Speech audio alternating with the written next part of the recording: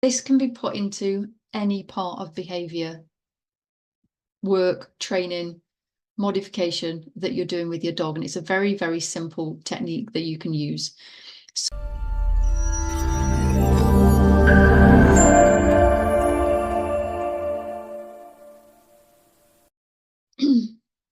I just wanted to welcome some of you into the community. So there's a lot of new people in here, a lot of people that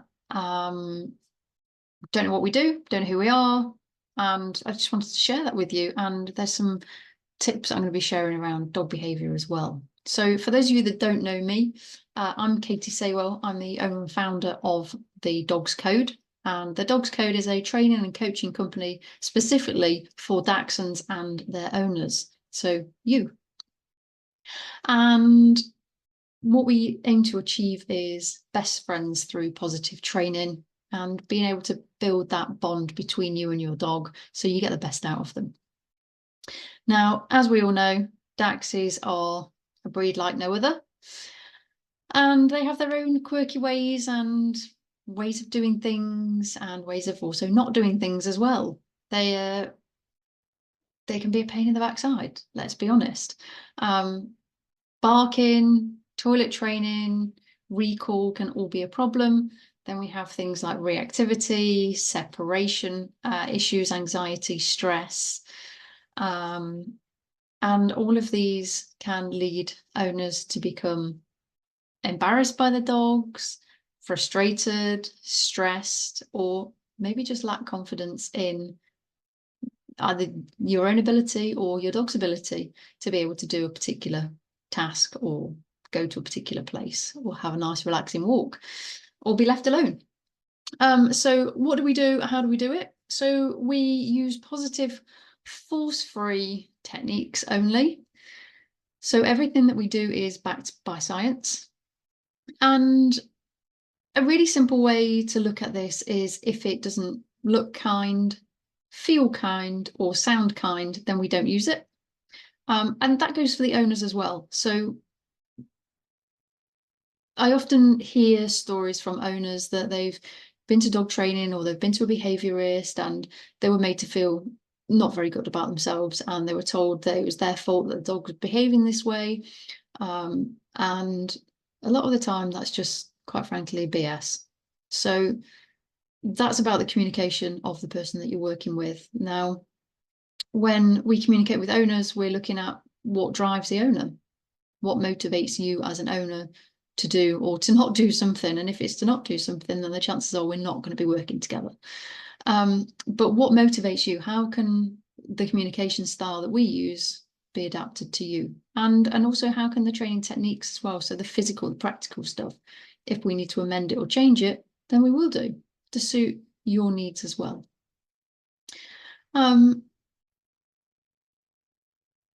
what we don't do is beat you over the head with a stick, tell you things are your fault, tell you you're to blame, because how are we going to get anywhere with an owner who's feeling that way anyway? We already know that you're lacking in confidence, so like, why not just kick you while you're down?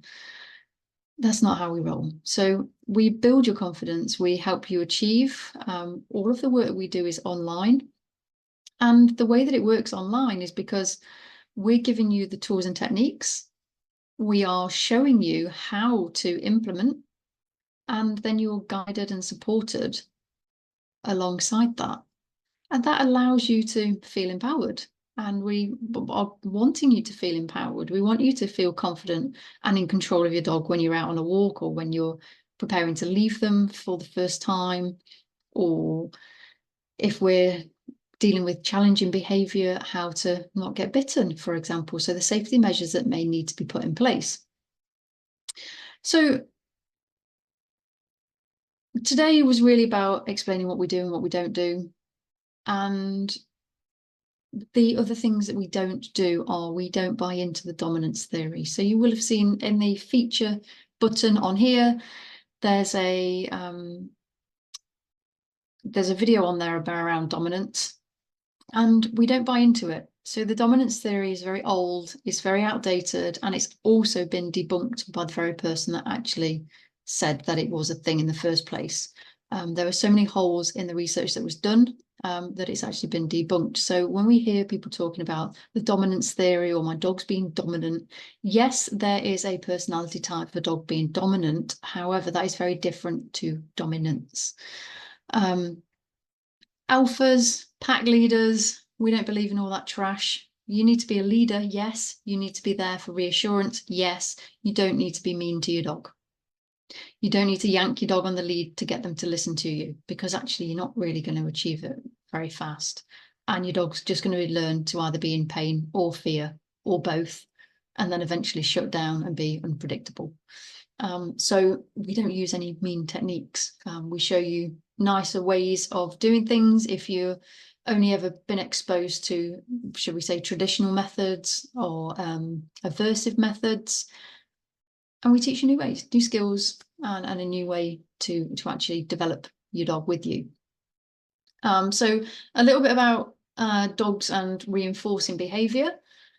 So when we talk about reinforcing, we're talking about rewarding, we're talking about giving them the green light to go ahead, to continue, that we want more of it. And this can be put into any part of behaviour, work, training, modification that you're doing with your dog. And it's a very, very simple technique that you can use. So reinforcing a dog's behavior. So we might be reinforcing barking, and it seems rather apt to use barking considering they were all Dachshund owners. So our dogs, some of them are born barking. We know this. Some of them hit adolescence and start barking. Some of them don't start barking until a little bit later on. And you're likely to be the ones that put on Facebook, my puppy doesn't bark. Well, eventually it comes to you, and there's not very many that don't bark.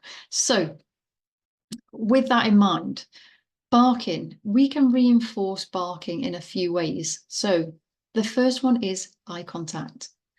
If we look at our dog and give them eye contact when they're barking, they will think that we want more barking.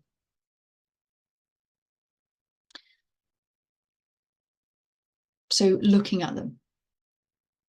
When they're barking, if we look at them, they can take that as the green light to carry on and go, oh, mum, dad wants me to carry on barking, and that's exactly what I'm going to do. So they do. The second one is talking to them.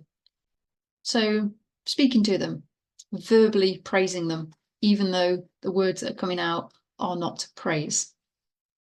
So it could be things like, be quiet, shut up, I've had enough, you're going to be put out of the room, whatever it may be, maybe something a bit more stronger. And then the last one is physical touch. Now, I'm not referring to beating our dogs here. I'm referring to touching our dogs or rewarding with a physical element. Now, that would be something like touching your dog on the head. It would be picking a toy up and throwing the toy for rewarding them. And I'm just going to talk you through the reinforcing of the dog's behaviour when it comes to barking. So take this example. Your dog has got a toy and they come over to the sofa where you're sat with the toy, and they're sitting there patiently and they're looking at you and they're waiting for you to, they're desperately waiting for you to touch that toy, desperately waiting, looking up at you. And they get a little bit frustrated with waiting. So they start to wriggle back as they do, moving their feet about. And they're not really getting your attention. And then they bark. So they start barking at you, and suddenly you go, oh, I'm really sorry, Sausage. I didn't see you there with your toy. So you pick the toy up and you throw the toy. And what we've done there is we've met each one of those points. So we've met the eye contact by looking down. We've met the verbal by saying, oh, sorry, Sausage. And then we've met the physical by picking the toy up and throwing it. So have a think what scenarios that are currently playing out in your household and put them in the comments below. And how are you rewarding your dog without realising? Were you aware of this before this live? If you weren't, then that's great. Hopefully you've learned something new. And if you were, how can you implement this into your life? So that is it for today. Again, thank you very much for being part of the group. Thank you for the continued support. Some of you have been here since the beginning. Some of you have only just joined. There are other places that you can find us as well. So we have the YouTube channel, we have the podcast. What else do we have?